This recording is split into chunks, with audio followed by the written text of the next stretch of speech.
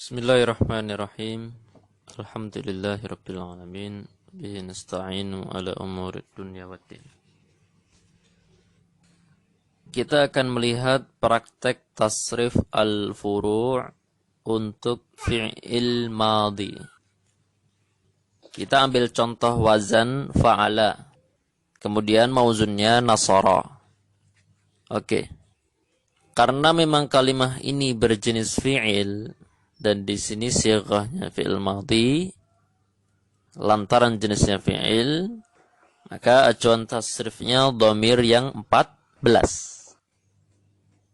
Dalam tabel 56 kita bisa melihat fa'ala fa'ala fa'alu, fa'alat fa'alata fa'alna, fa'alta fa'altuma fa'altum, fa'alti fa'altuma fa'altunna, fa'altu fa'alna. Mauzunnya nasara nasara nasaru, nasarat nasarata nasarna, nasarta nasartuma nasartum, nasarti nasartuma nasartunna. Sekilas kita akan susah bagaimana sebenarnya alur tasrif al-furu' ini. Namun insyaallah mudah bagi yang memperhatikan dengan seksama. Yang pertama, perhatikan bahwa acuannya dhamir 14. Berarti penggunaannya adalah berdasarkan dhamir. Kalau kata nasara yang berarti menolong, untuk dhamir huwa digunakan untuk kata ganti huwa, bentuknya nasara, maka ketika digunakan untuk dhamir yang lainnya bentuknya sudah berubah. Ini tidak seperti bahasa kita. Mau kita katakan saya menolong, kamu menolong, dia menolong, kata menolong tetap berbentuk menolong. Sedangkan dalam bahasa Arab, kata nasara berubah kepada bentuk yang berbeda bila digunakan untuk dhamir yang berbeda. Nah, tadi kita sudah baca ya, fa'ala dan nasara dalam tasrif al-furu'nya. Nah, kalimah-kalimah itu seluruhnya berdasarkan dhamir 14. Maka yang pertama kali kita faham betul dhamir 14 itu dan kita lekatkan dalam otak kita. Yang kedua, perhatikan pertambahan huruf yang datang setelah kata fa'ala ketika digunakan untuk kata ganti yang lain. Fa'ala belum mengalami penambahan di akhir. Namun ketika digunakan untuk dhamir huma, maka ada tambahan a di belakangnya. Maka itu imbuhan akhir ya. Sejatinya imbuhan akhir bukan imbuhan awal. Bisa antum koreksi. Antum ralat. Fa'ala, fa'ala, ada pertambahan a di belakangnya, panjang. Ya, kalau dalam ilmu nahwu disebut aliful itsnain. Di sini kita tidak mengenal nama-namanya, kita cukup bentuk-bentuknya saja, apa saja huruf-huruf yang bertambah di akhirnya. Untuk kata fa'ala ketika berubah kepada bentuk-bentuk yang lain. Ya. Kemudian ketika digunakan untuk hum, ada tambahan u, sehingga fa'alu. Kemudian ketika digunakan untuk hiya, ada tambahan tak sukun. Nah, ini ada namanya. Menjadi fa'alat. Ya, mauzunnya pun nasarat. Dan seterusnya itu bisa perhatikan dengan seksama pada kolom imbuhan akhir.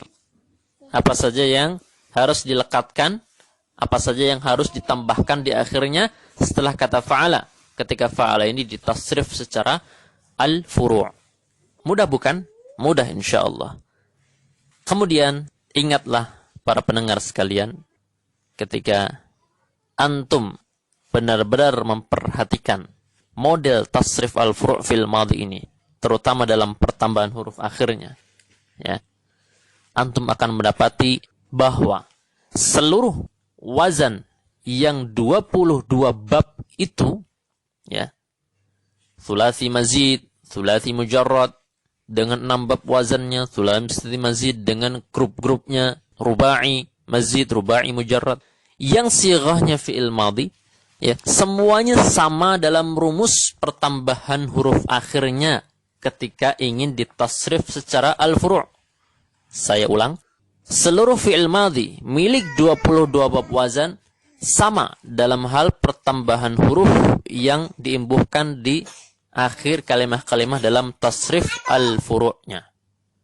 Ini diingat dengan baik. Maka fahami dan perhatikan dengan seksama bagaimana perubahannya. Kemudian ikhwan dan akhwati fiddin, tidak kalah penting ketika kita sudah belajar tasrif al-furu' fil madhi, ya, kita harus bisa menerjemah kalimah per kalimah.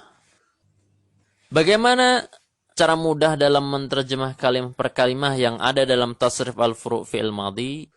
Maka ingat 3 hal. Yang pertama adalah ingat ini sirahnya apa. Yang kedua, lihat atau ingat makna kata nasara itu apa. Makna kata yang sedang ditasrif itu apa. Kemudian yang ketiga, urutkanlah dengan dhamir yang menjadi kata ganti, yang dimana fi'il itu digunakan untuk kata ganti tersebut. Ini 3 hal. Lihat sirahnya, lihat arti katanya, kemudian urutkan dhamirnya. Maka, misalkan contoh nasara, karena ini artinya menolong, kemudian sirahnya fi'il madhi kategori lampau, berarti artinya telah menolong, kemudian ada pada urutan dhamir huwa, maka terjemahnya adalah dia, laki-laki, telah menolong. Lanjut. Ketika kata nasara digunakan untuk dhamir huma, dan ini ada pada urutan dhamir huma, maka dia berdua, laki-laki, telah menolong. Kemudian ketika berada pada urutan dhamir nahnu, nasarna, ya, berarti kami, laki-laki, telah menolong. Ya, antum langsung bisa lihat ke baris paling terakhir. Ya. Itulah cara menerjemah kalimah-kalimah secara urut dalam tasrif al-furu'nya. Atau cara mudah dalam menerjemah kalimah-kalimah dalam tasrif al-furu'nya. Mudah bukan? InsyaAllah mudah. Taib, inilah gambaran ringkas tentang tasrif al-furu' fi'il madhi. Dan juga menjadi perhatian bagi para pendengar bahwa fi'il madhi yang bentuknya pasif atau majhul, ya, itu sama dalam hal pertambahan huruf di akhirnya, ya, sehingga tasrif al-furu'nya pun mirip dengan fi'il madhi yang maklum ini, tinggal dibedakan saja harakatnya. Kalau nasara menjadi nusira, kemudian nusira dan seterusnya. Kalau fa'ala menjadi fu'ila, fu'ila dan seterusnya, ya. Pertambahan di akhirnya pada setiap kalimah sama dan tidak berbeda. Dan tetap diingat, ikhwan dan akhwat fiddin, apa yang sudah kita dengar tadi, yang menjadi catatan penting, fahami dengan baik, ya, bagaimana gambaran tasrif al-furu' untuk fi'il madhi ini, karena 22 wazan untuk fi'il madhinya pun tidak berbeda dalam hal tasrif al-furu'nya. Ya, sama-sama ada imbuhan di akhirnya. Demikian, wassallallahu wasallam ala nabiyyina Muhammad.